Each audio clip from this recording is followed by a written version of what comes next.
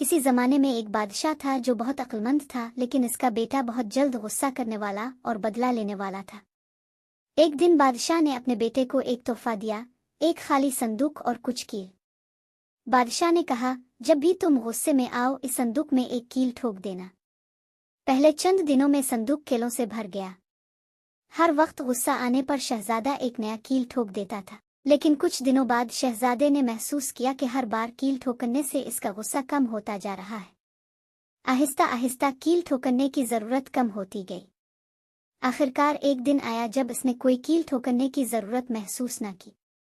شہزادہ اپنے والد کے پاس گیا اور کہا، اب میں غصہ نہیں کرتا اور میں نے ایک بھی نیا کیل نہیں ٹھوکا۔ بادشاہ نے مسکرا کر کہا، بہت خوب، اب تم ہر کیل کو نکال دو جو تم نے ٹھوکے ہیں۔ شہزادہ نے ایسا ہی کیا۔